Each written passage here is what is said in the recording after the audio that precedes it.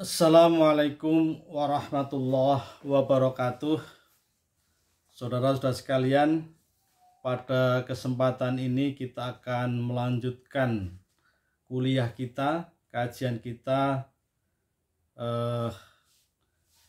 studi kebijakan dakwah, yang pada kesempatan ini kita akan mengambil tema tentang relasi agama dan negara. Karena ini menjadi landasan bahwa dalam studi kebijakan dakwah paling tidak kemarin kita sudah membicarakan tentang apa sih sebenarnya kebijakan publik itu, kemudian bagaimana kebijakan publik itu dibaca dalam konteks negara. Oleh karena itu pada kesempatan ini kita melihat bagaimana sebelum kita masuk ke dalam bagaimana kebijakan-kebijakan dakwah yang dihasilkan oleh negara, kita coba kita memahami dulu bagaimana relasi agama dan negara. Saudara sekalian, kalau kita perhatikan bahwa Islam itu memiliki keragaman khasanah politik tentang kenegaraan, punya khasanah perdebatan tentang bagaimana relasi antara agama dan negara. Itu kita lihat dalam kajian-kajian khususnya pasca runtuhnya kekhalifan dari Turki Utsmani yang sudah beratus-ratus ada dari sejak Khulafaur Rasyidin, kemudian khalifah dari Umayyah, Abbasiyah, Fatimiyah, kemudian Abbasiyah lagi, Turki dan sebagainya. Sampai kepada saat ini, bagaimana sih sungguhnya hubungan atau relasi antara agama dan negara sebagai dasar pijakan untuk melihat bagaimana kebijakan-kebijakan dakwah itu akan kita baca. Nah, sejak dulu itu ada dua pemikiran yang selalu menjadi wacana, yang wacana itu menyangkut di satu sisi ada orang ingin memisahkan antara agama dan negara di satu sisi, dan di sisi lain ada orang yang mencoba bagaimana agama itu menjadi bagian dari negara. Sebagaimana kita perhatikan pemikiran-pemikiran yang muncul itu kemudian oleh Munawir Sadzali, mereka pahami bahwa dalam konteks historis dalam perjalanan umat Islam ini, upaya-upaya yang dilakukan terkait dengan relasi agama dan negara itu paling tidak ada tiga aliran pemikiran. Pemikiran yang pertama adalah bahwa sebagian orang berpendirian bahwa Islam adalah agama yang sempurna, agama yang lengkap, kemudian apapun diatur, seluruh aspek kehidupan diatur, termasuk di sini adalah kehidupan berbangsa dan bernegara. Itu pandangan yang pertama. Pandangan yang kedua bahwa orang berpendirian bahwa negara dan agama itu terpisah, sebagaimana yang kita kenal pikiran-pikiran barat atau yang kemudian pada akhirnya disebut dengan istilah sekularisasi yang memisahkan antara agama dan negara. Itu yang kedua. Yang ketiga, ada sebagian umat Islam juga berpandangan bahwa Islam memang tidak secara sistematis mengatur terkait dengan sistem ketatanegaraan ataupun mengatur tentang bagaimana bernegara, tetapi Islam di situ memuat seperangkat tentang etika kehidupan berbangsa dan negara. Maka dari tiga aliran itu, sehingga nanti dari tiga aliran itu ada upaya-upaya pasca runtuhnya Turki Utsmani itu akan mendorong pada tiga hal. Yang pertama, ada keinginan sebagian masyarakat, sebagian bangsa ingin menyatukan antara agama dan negara. Yang kedua, memisahkan antara agama dan negara. Dan yang ketiga adalah mereka mencoba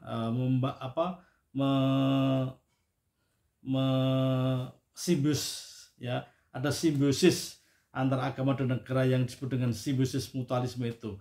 Artinya simbiosis mutualisme itu artinya negara juga membutuhkan agama, agama butuh negara. Atau sebagaimana yang kemudian di sini muncul khususnya adalah di Indonesia yang digagas oleh para kiai, para ulama yang masuk dalam BPUPKI, kemudian masuk dalam PPPKI, yang kemudian merumuskan negara kita itu. Meskipun kita sebagai negara Pancasila, tetapi juga di situ didasarkan pada ketuhanan yang Maha Esa. Dalam undang-undang juga dinyatakan bahwa negara menjamin, negara melindungi, memberikan kebebasan dan sebagainya. Bahkan negara berdasarkan ketuhanan itu berarti di situ ada pengakuan bahwa antara agama dan negara itu kemudian saling membutuhkan. Oleh karena itu tidak aneh ketika kemudian bangsa kita itu, khususnya Indonesia, meskipun kita bukan negara agama, tetapi di situ muncul sebuah kebijakan-kebijakan yang wujudnya atau bentuknya undang-undang. Bentuknya undang-undang. Misalkan kita lihat adanya undang-undang perkawinan. Karena hal terkait dengan perkawinan itu adalah sesungguhnya masalah hukum agama, hukum syariah. Tentang bagaimana nikah itu syarat dan rukunnya. Kemudian bagaimana ijab kabul dan sebagainya. Itu diatur dalam undang-undang, ya. Karena ini meskipun itu bagian dari ajaran agama kemudian dimunculkan dalam bentuk undang-undang. Juga terkait dengan peradilan agama. Ada undang-undang tentang zakat, ada maka dibentuknya Basnas, ya, tentang zakat, pengelolaan zakat, ada undang-undang penyelenggaraan haji, ada undang-undang tentang produk halal, ada undang-undang tentang syariah dan sebagainya. Itu juga bagian dari proses-proses kewajiban seorang muslim untuk menjalankan agama kemudian dijamin oleh negara, maka jaminan itu bentuknya melalui undang-undang, sehingga itu disebut dengan sebuah kebijakan. Ini menggambarkan bahwa posisi relasi agama dan negara di Indonesia itu menggunakan pada pola simbiosis mutualisme itu. Jadi mereka saling membutuhkan. Nah, itu gambaran yang coba kita perhatikan di negara kita. Bagaimana kemudian kalau kita telisik dalam sejarah, apakah itu ada nilai-nilai historisnya?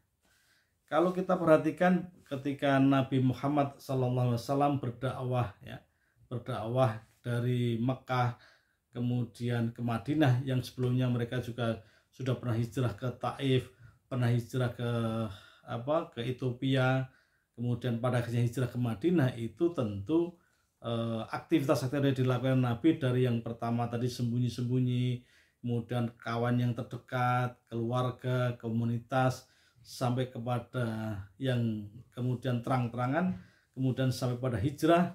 Dan ketika proses hijrah itulah kemudian dalam mengembangkan dakwah, membangun sebuah institusi yang namanya kekuasaan atau kenegaraan. Karena ketika Nabi hijrah ke Madinah, di situ ada kelompok-kelompok, ada Muhajirin, ada Ansor, kemudian ada kelompok-kelompok Yahudi, Nasrani, kemudian ada deklarasi yang mengangkat Nabi sebagai pemimpin masyarakat di situ. Tidak hanya sebagai pemimpin dakwah, tidak hanya sebagai pemimpin agama, tidak hanya sebagai seorang rasul, tidak hanya sebagai panglima perang, tapi kemudian Nabi menempatkan ini sebagai sebuah imam atau kepemimpinan di situ. Maka dalam kepemimpinan itulah maka agama bisa dijalankan dengan kepemimpinan Nabi sekaligus sebagai seorang rasul. Nah, dari perspektif dari karakter, dari ungkapan-ungkapan, dari perbuatan, perkataan yang dilakukan oleh Nabi sebagai pimpinan dakwah, yang juga bisa dibaca sebagai pimpinan agama atau juga sebagai pimpinan nasional atau kepimpinan kenegaraan pada waktu itu yang multi wajah, itulah yang kemudian itu melahirkan beberapa aspek-aspek di dalam membangun relasi antara agama dan negara. Begitu juga nanti dalam proses suksesi dalam sebuah kepemimpinan. Misalkan kita lihat orang-orang terdekat dari Nabi, di situ ada Abu Bakar, di situ ada Umar, di situ ada Utsman, ada Ali dan sebagainya.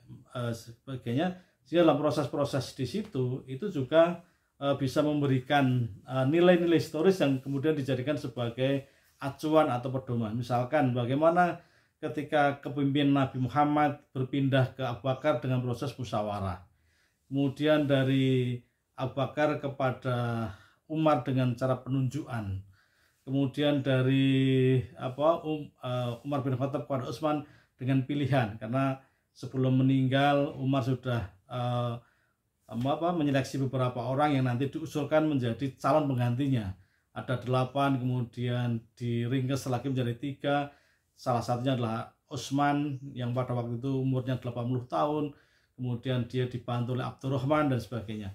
Ini adalah menggambarkan dari apa yang dilakukan oleh Nabi, ini mengilhami atau kemudian menjadikan semacam gagasan pandangan bahwa memang Nabi sendiri juga pada waktu itu membangun negara, membangun sebuah kepemimpinan nasional yang ada di Madinah itu.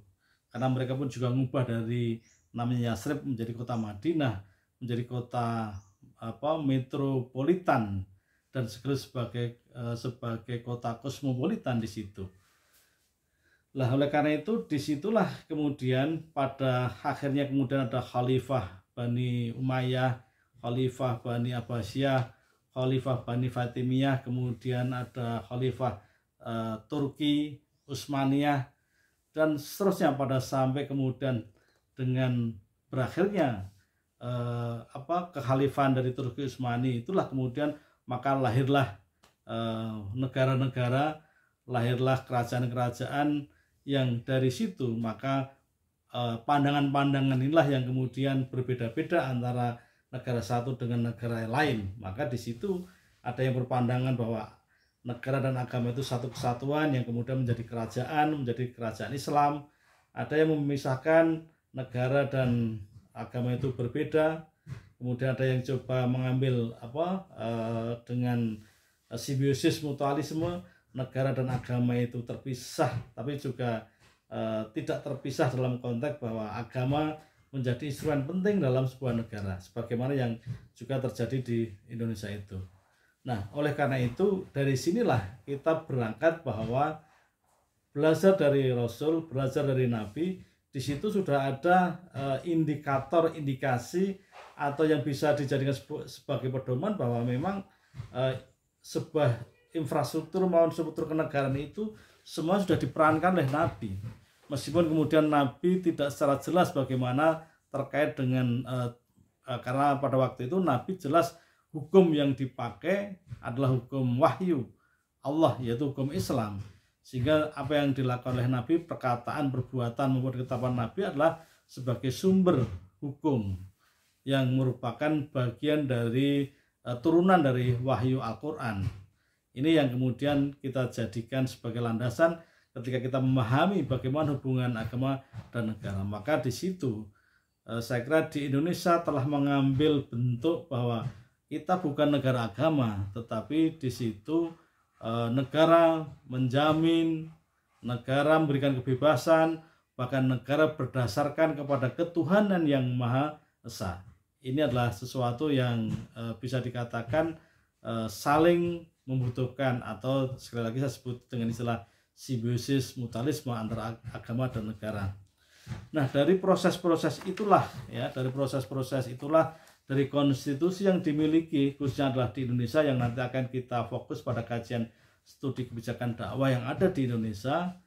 Maka tadi lahirlah dari situ muncul ada Kementerian Agama, kemudian ada Kementerian Pendidikan Agama, kemudian juga muncul beberapa perundang-undangan yang di situ mengatur tentang pelaksanaan atau ajaran agama. Sebagai contoh kita lihat misalkan ada undang-undang perkawinan ya.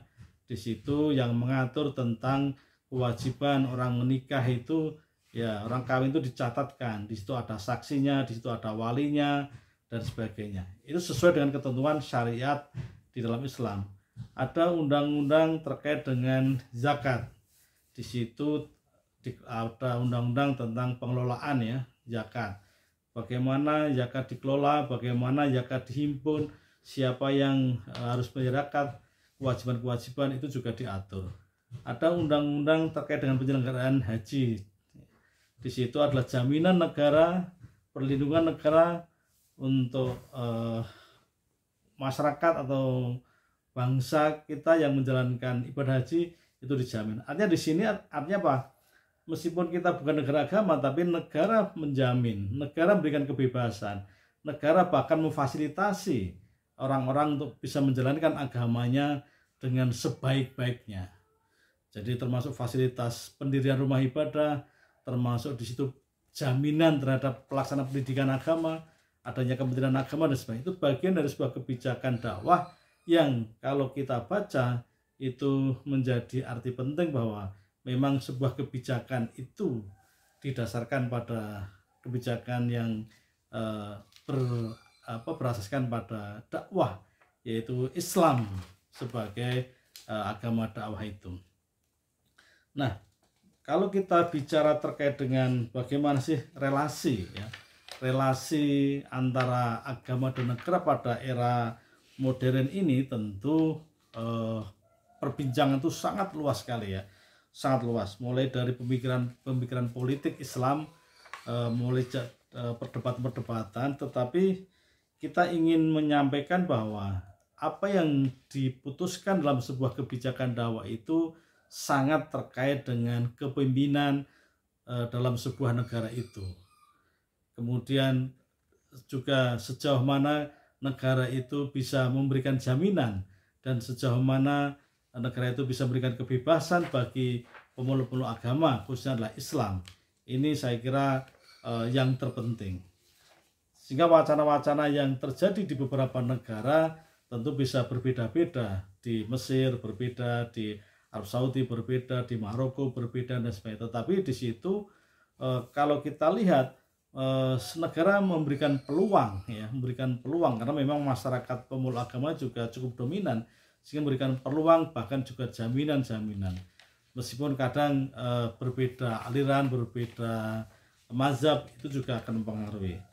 Tetapi kita akan memfokuskan bahwa bagaimana relasi agama dan negara di Indonesia. Paling tidak kalau kita melihat gagasan-gagasan untuk menyatukan agama dan negara, merefleksikan adanya kecenderungan untuk menekankan aspek legal dan formal ya.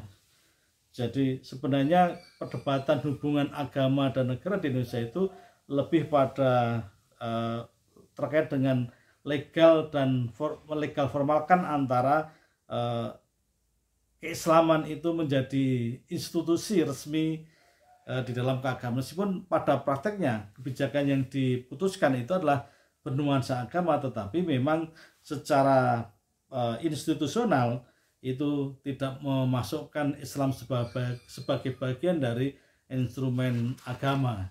Jadi agama yang dimaksudkan di Indonesia adalah agama-agama yang ada di Indonesia, tidak hanya Islam tapi juga agama Katolik, Nasrani, Kristen, Hindu, Buddha dan sebagainya. Itu adalah bagian-bagian yang maka itu sebagai bagian yang mungkin tidak bisa diformalkan, meskipun tuntutan-tuntutan legal formal itu selalu muncul ketika pergantian ketika ada momen-momen penyusunan dalam undang-undang.